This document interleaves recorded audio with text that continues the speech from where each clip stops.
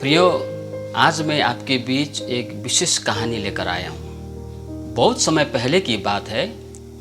एक छोटे से गांव में रामलाल नाम का एक गरीब मजदूर रहता था। वह दिन भर मेहनत करके अपने परिवार का भरण पोषण करता था।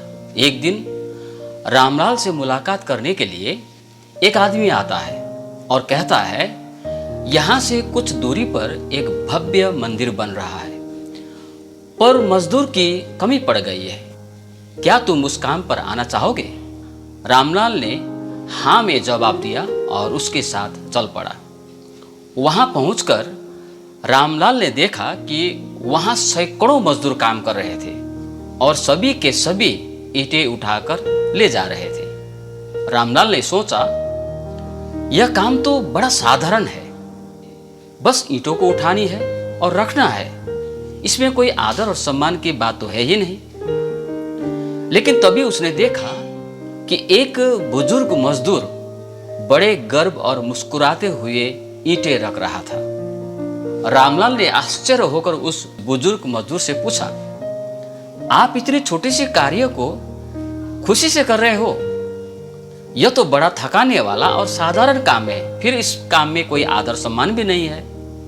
बुजुर्ग मजदूर ने शांत स्वर में कहा, प्रिय भाई, तुम तो सिर्फ ईंट उठाने को देख रहे हो, पर मैं यहाँ ईश्वर का घर बनते देख रहा हूँ। हर ईंट जो मैं लगाता हूँ वह आने वाली पीढ़ियों को शांति और प्रेरणा प्रदान करेगी। रामलाल को अब सब कुछ समझ में आया कि काम वही है, लेकिन सोच बदलते ही उसका अर्थ भी बदल जाता है।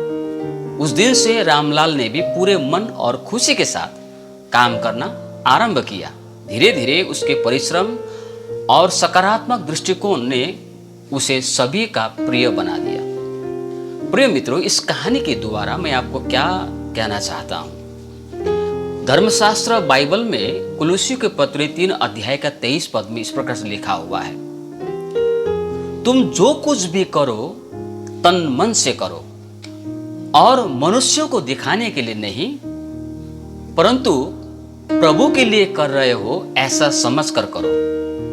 प्रियो, हमारे हाथ में न जाने कितने कार्य आते हैं, न जाने कितने छोटे बड़े कार्यों को करने का अवसर हमें मिलता है, लेकिन कई बार हम उस कार्य को बस इसलिए छोड़ देते हैं क्योंकि वो कार्य बड़ा नहीं है, उस कार्य में कोई आदर नहीं है, उस कार्य में कोई सम्मान नहीं है, उस कार्य करने से कोई पूछता भी नहीं है, कोई नोट भी नहीं करता है।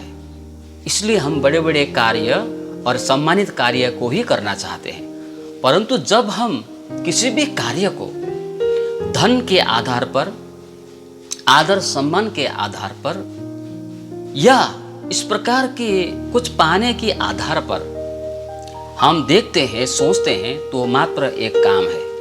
लेकिन कोई भी कार्य छोटे से छोटा भी क्यों ना हो, अगर हम उसे ईश्वर के दृष्टिकोण से देखते हैं, भक्ति के दृष्टिकोण से देखते हैं, चाहे वो कलीसिया में, प्रार्थना भवन में कार्य करने की बात हो, किसी के घर में जाकर सहायता करने की बात क्यों ना हो, परंतु अगर हम उसे ईश्वर के कार्य को समझकर करते हैं तो वही कार्य आपको सम्मान दिला सकता है। परमेश्वर छोटी सी कहानी में आप सभी को आशीष दे। सभी को फिर से जय मसीह की।